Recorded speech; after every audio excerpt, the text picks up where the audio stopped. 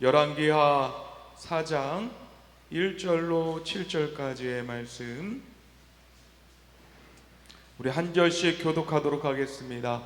열왕기하 4장 1절로 7절 구약 565페이지에 있는 말씀 우리 한 절씩 교독하도록 하겠습니다. 제가 먼저 읽도록 하겠습니다.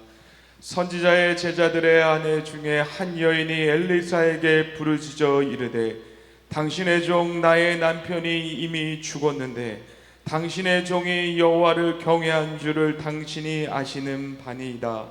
이제 빚준 사람이 와서 나의 두 아이를 데려가 그의 종을 삼고자 하나이다 하니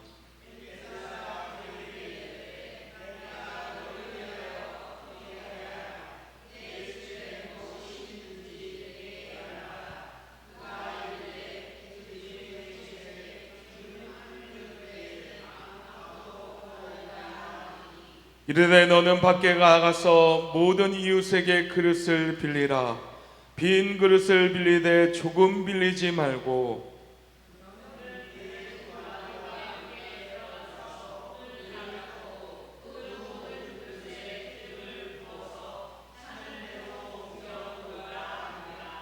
여인이 물러가서 그의 두 아들과 함께 문을 닫은 후에 그들은 그릇을 그에게로 가져오고 그는 부었더니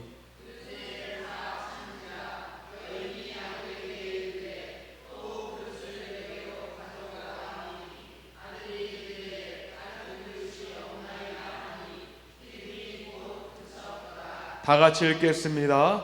그 여인이 하나님의 사람에게 나아가서 말하니 그가 이르되 너는 가서 기름을 팔아 빚을 갚고 남은 것으로 너와 내 두 아들이 생활하라 하였더라. 아멘.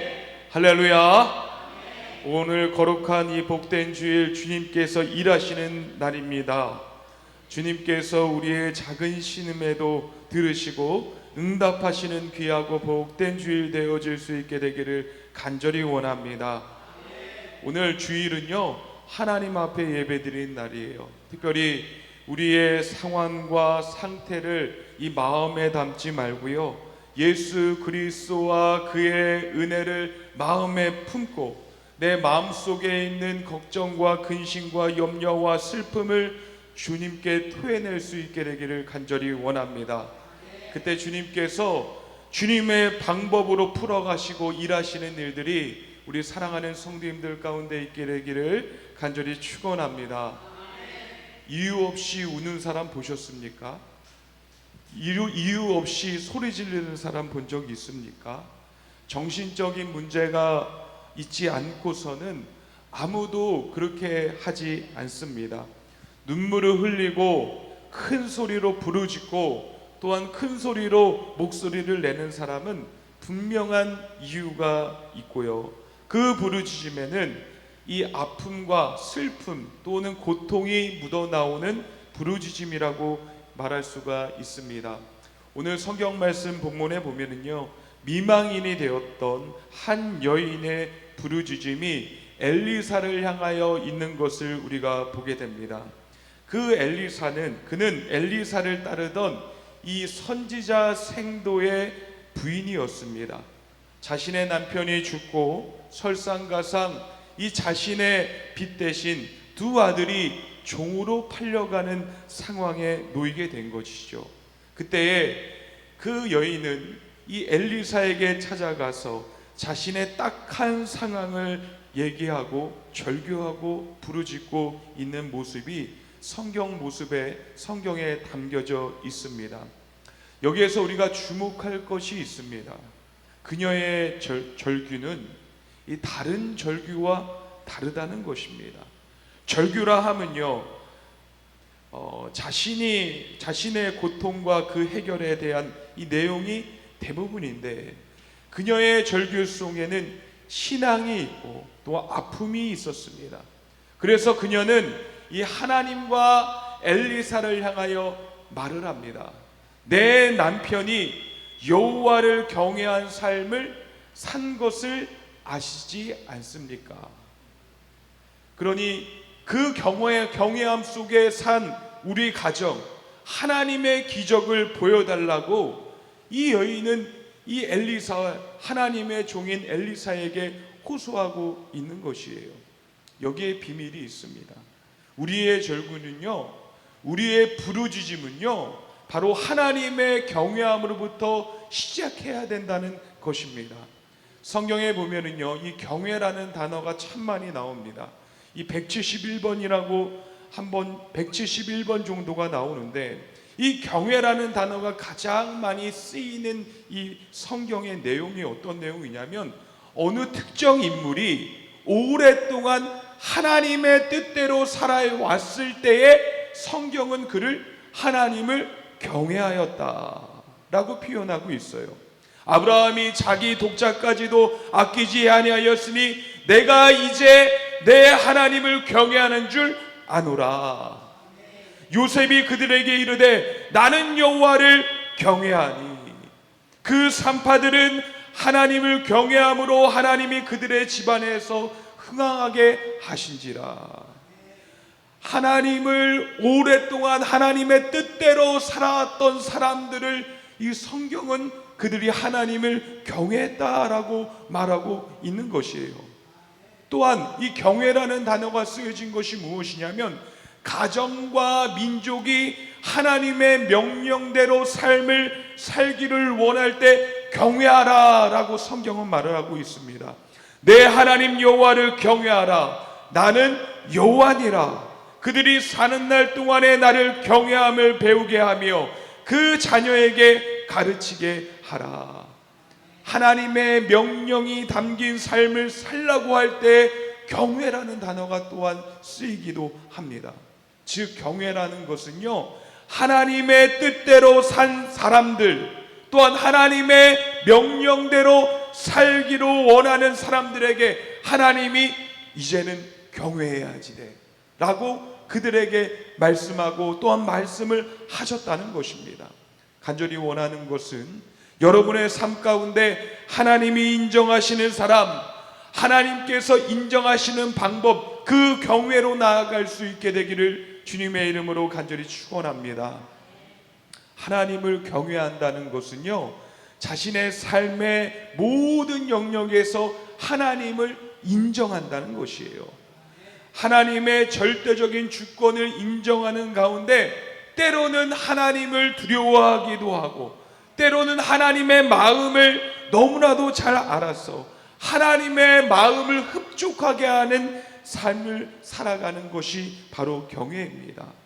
그래서 이 경외의 삶을 살아가는 사람들 가운데 하나님은 눈과 마음이 그 사람을 향하여 가게 되고, 또한 그 가정을 향하여 나아가게 되고, 또한 그 민족을 향하여 하나님의 눈동자가 그들을 향하여 나아갈 수 있게 되는 것이에요.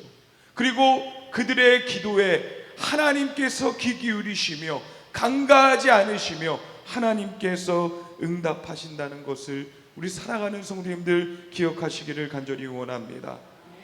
사랑하는 성도 여러분, 여러분 하나님께 기도할 때 하나님을 인정하며 기도하십니까?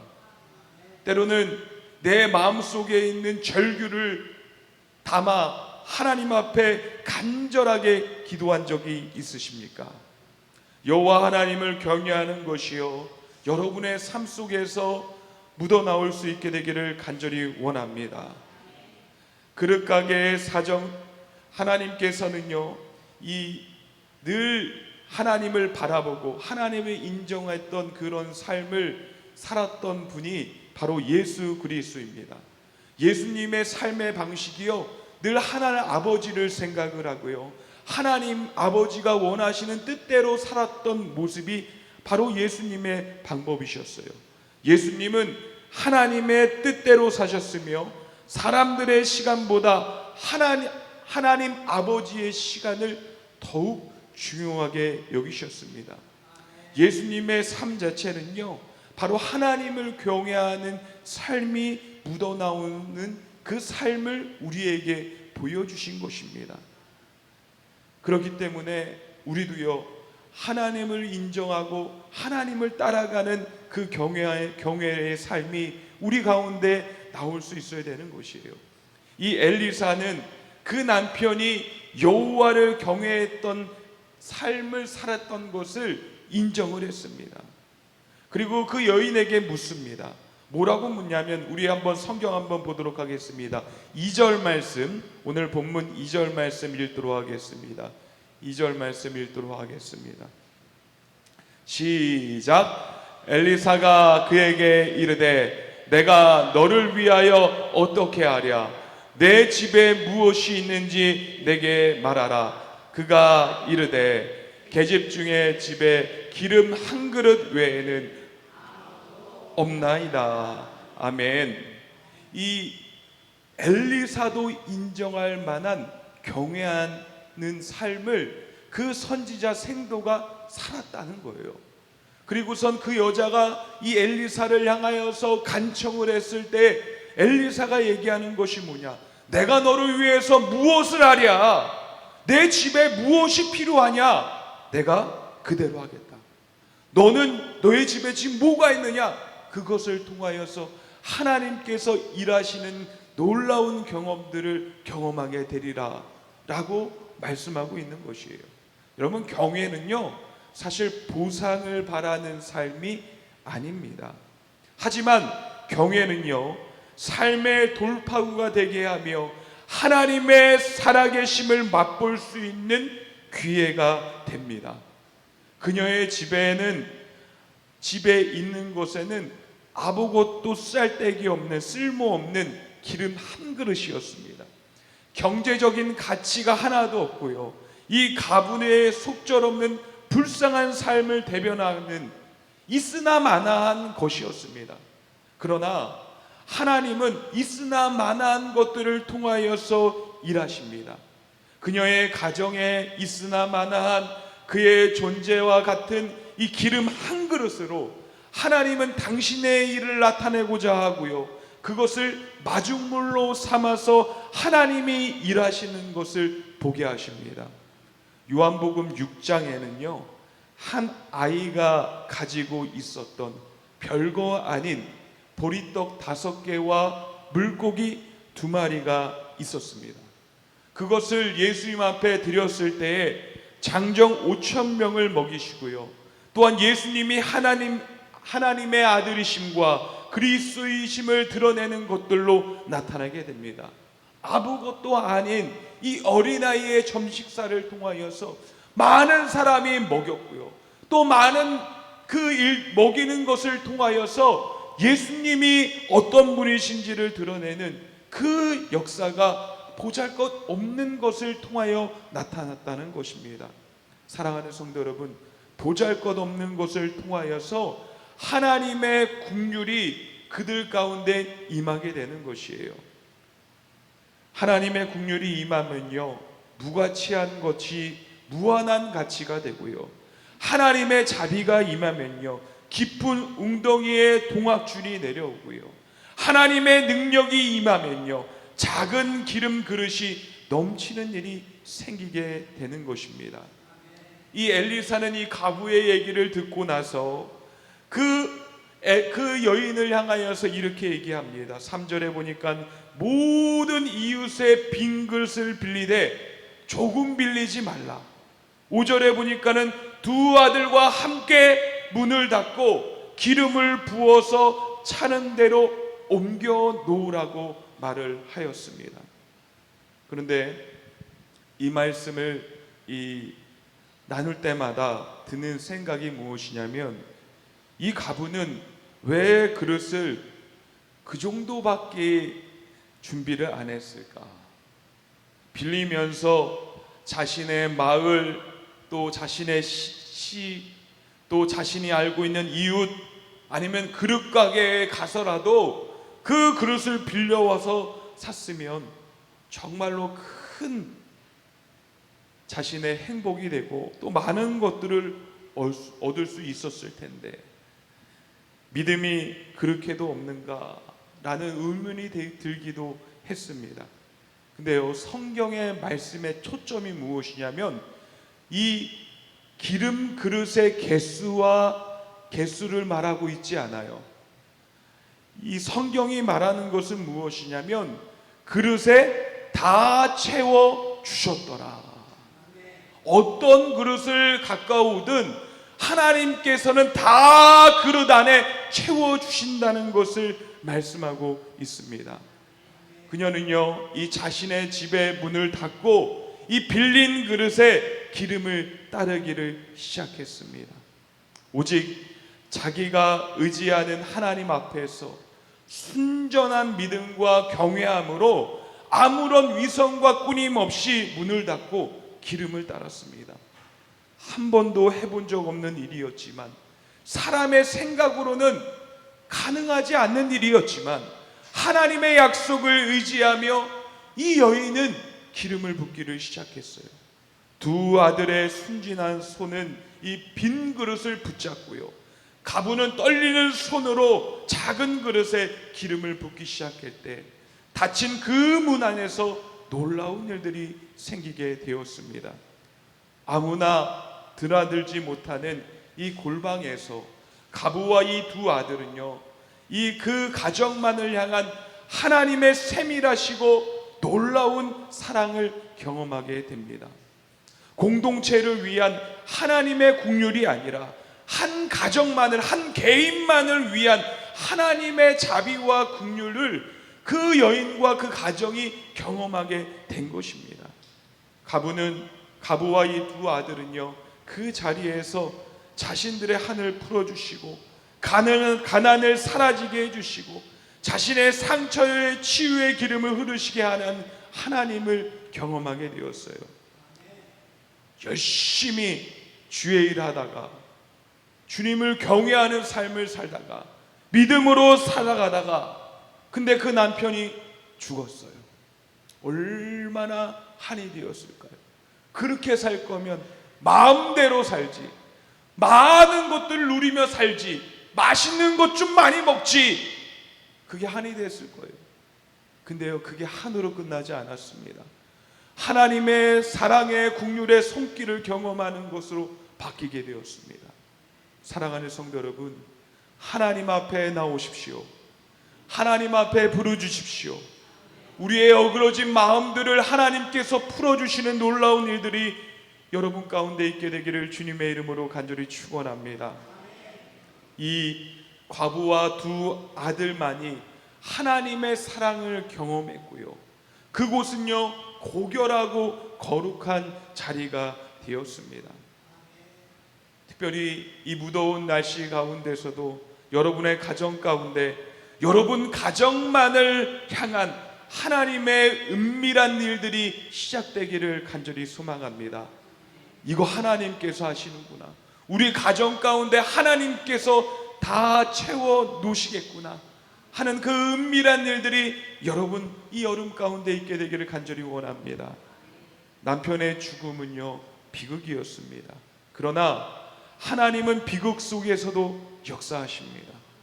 우리들의 인생의 비극 앞에서 오열하며 몸부림치지만 하나님께서는 우리들의 비극 속에서 은혜를 준비하셨습니다.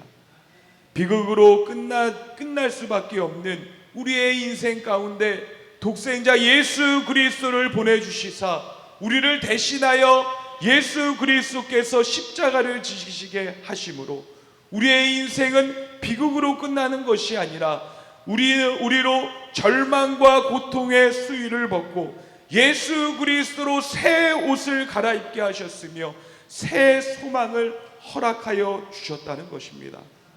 가부와 이 두 아들 골방에서 자신이 빌려온 이 빈 그릇들을 하나씩 이 기름을 채워 나갔고 마침내 마지막 그릇까지도 다 채웠습니다. 그리고 그 기름이 그치고 엘리사는 가부에게 기름을 팔아 빚을 갚고 그 남은 것으로 너와 너의 두 아들이 생활하라라고 하였습니다. 사랑하는 성도 여러분, 인생은요 공고한 날이 참 많습니다. 인생은요 문제투성입니다. 문제투성이고 공고한 날이 올 때 우리는 하나님께 나아가서 부르짖어야 됩니다. 신학자 폴 틸리는요, Man is problem, God is answer. 사람은 문제투성이라는 거예요. 그러나 하나님은 늘 해답을 준비하고 우리에게 허락하신다고 이렇게 말을 했습니다. 사랑하는 성도 여러분, 우리가 어떤 것을 의지하는 것보다 하나님을 인정하는 삶으로 나아갈 수 있게 되기를 간절히 원합니다. 누가 우리의 공고함을 신경 쓰겠습니까? 누가 우리의 여러 종류의 빈 그릇을 채울 수 있겠습니까? 누가 우리 가정에 골마 터진 상처를 싸매 주실 수 있습니까? 누가 우리를 다시 일으켜 세울 수 있겠습니까? 바로 우리가 경외하는 하나님이십니다. 우리가 내놓는 그릇들은요, 다 각기 다른 종류와 모양, 용도가 다르지만 그 그릇을 채우시는 분은 하나님이십니다. 우리가 가지고 있는 그릇들을 가지고 주님 앞에 나오십시오. 하나님, 내가 이렇게 하나님을 인정하는 삶으로 나아갑니다. 하나님 앞에 공고한 나의 삶을 하나님께 의지하며 하나님께서 그 안에 하나님의 답을 내오시기를 기대하며 주님 앞에 나왔습니다. 주님 앞에 엎드릴 때 주님의 종 엘리사가 말씀했던 것처럼 내 집에 내가 무엇을 하기를 원하느냐라고 말했던 것처럼 하나님이 여러분 가운데 새 일을 시작하시는 귀한 일들이 있게 되기를 주님의 이름으로 간절히 축원합니다. 말씀을 맺겠습니다. 경외는요, 하나님을 인정하는 사람이 하는 것입니다. 하나님께서 인정하시는 방법이 내 삶 가운데 들어오기를 소망하는 사람들은 하나님을 경외하고 하나님을 따라가는 삶을 살아갑니다.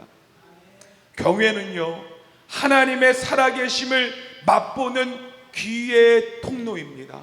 하나님께서 죽지 않고 지금도 살아 역사하시며 우리를 인도하시고 일하시는 하나님이야.